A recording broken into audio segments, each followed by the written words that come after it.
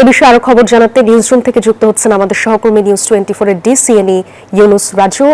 যাব তার কাছে। ইউনুস রাজু, আপনাকে স্বাগত জানাচ্ছি। যেটি আসলে আমরা দেখতে পাচ্ছি, মধ্যপ্রাচ্যে একটা বিপজ্জনক অধ্যায় আসলে শুরু হয়ে গেছে এবং হামলা পাল্টা হামলায় পুরো অঞ্চলটাই আসলে অস্থির এবং একই সাথে বিশ্ব রাজনীতিও উদ্বেগের মধ্য দিয়ে যাচ্ছে। কি মনে হচ্ছে আপনার আসলে যে এই সংঘাতটা কি মধ্যপ্রাচ্যকে একটা দীর্ঘস্থায়ী যুদ্ধে ঠেলে দিতে পারে কিনা, কিংবা বিশ্ব রাজনীতিটা কি আসলে কোন দিকে নিয়ে যাচ্ছে, কি মনে হয় জানাবেন?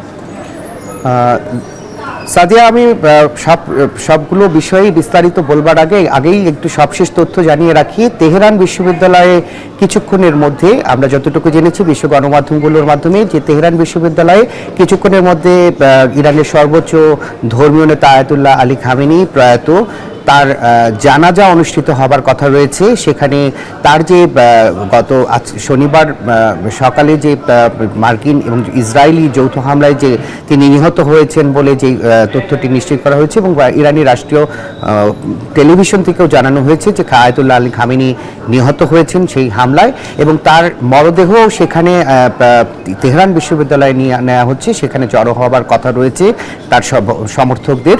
তো সেটি দিয়ে আসলে জানা যায়, এবং এর মধ্যে কিন্তু ইরানের সর্বোচ্চ নেতার মৃত্যুর পর থেকে কিন্তু 40 দিনের রাষ্ট্রীয় শোক ঘোষণা করা হয়েছে।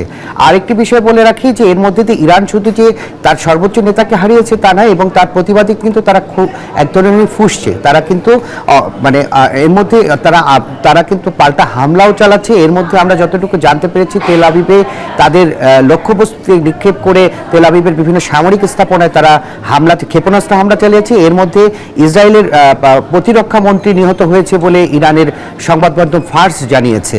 এছাড়া পাল্টাপাল্টি হামলার মধ্যে কিন্তু এর মধ্যে আরেকটি বিষয় জানা যাচ্ছে, মার্কিন প্রেসিডেন্ট ডোনাল্ড ট্রাম্প বলেছেন যে তিনি ইরানের যে সর্বোচ্চ ধর্মীয় নেতা নিহতের পরে যে উত্তরসূরি কে হবে ইরানের পরবর্তী শাসক, সেটি নির্ধারণেও তারা কিন্তু তাদের কিন্তু এক ধরনের তৎপরতাও দেখা যাচ্ছে। আগ বাড়িয়ে ইসরায়েলি প্রধানমন্ত্রী বেনিয়ামিন নেতানিয়াহু বলেছেন যে তাদের যে বন্ধু ইরানের ক্ষমতাচ্যুত সাবেক শাসক রেজা শাহ পাহলভি মানে রেজা শাহের ছেলে রেজা শাহ পাহলভি, তিনি হয়তো ইরানের পরবর্তীতে শাসনের ভার নিতে পারেন, এরকম একটি তৎপরতা কিন্তু দেখা যাচ্ছে। তবে এদিকে মার্কিন গণমাধ্যমগুলোই কিন্তু সমালোচনা করছে মার্কিন প্রেসিডেন্ট ডোনাল্ড ট্রাম্পকে নিয়ে।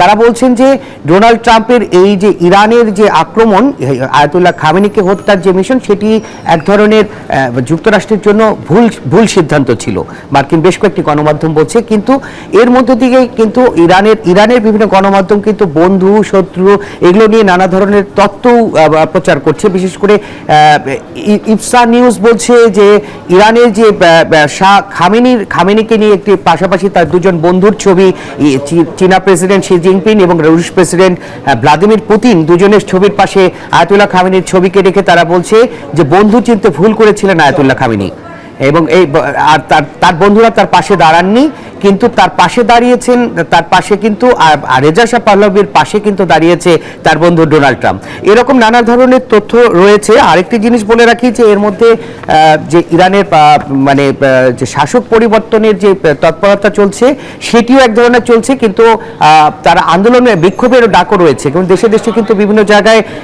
খামেনির মৃত্যুর শোককে অনেক ধরনের ক্ষোভে মার্কিন বিরোধী ক্ষোভও প্রকাশ করা হচ্ছে। আরেকটি তথ্য জানিয়ে রাখি যে এর মধ্যে কিন্তু 12টি ইসরায়েলের পক্ষ থেকে জানা হয়েছে ইরানে তারা একদিনে 1200টির বেশি বোমা ফেলেছে বলে দাবি করেছে ইসরায়েল। আর খামেনি হত্যার যে 3 দিনের শোক চলছে, আরেকটি বিষয় বলি যে এর মধ্যে পাকিস্তানেও মার্কিন দূতাবাসে হামলার চেষ্টা হয়েছে। তাছাড়া বেশ কয়েকটি দেশে বন্ধুপ্রতিম ইরানের এই দুঃসময়ে তাদের সংহতি জানিয়ে তারা কিন্তু সাধারণ মানুষ বিক্ষোভ করছে। এখন যুক্তরাষ্ট্রের বিষয় হচ্ছে সবার চোখ এখন থাকছে যে ইরানের পরবর্তীতে শাসক, এই শাসন ব্যবস্থা যে শাসক বদলের যুদ্ধের ঘোষণা দিয়েছিলেন ডোনাল্ড ট্রাম্প, সেই আপাত দৃষ্টিতে আয়াতুল্লাহ খামেনির মৃত্যুর মধ্য দিয়ে হয়তো তার অবসান হতে চলেছে, কিন্তু তার পরবর্তীতে কে নেবেন ইরানের শাসন ভারটার দ্বার, সেটি এখন দেখার অপেক্ষায় গোটা বিশ্ব। ধন্যবাদ সাদিয়া। ধন্যবাদ। ইরান ইসরায়েল যুদ্ধ প্রসঙ্গ নিয়ে বিস্তারিত জানাচ্ছিলেন নিউজ 24 এর ডিসিএনই ইউনুস রাজু।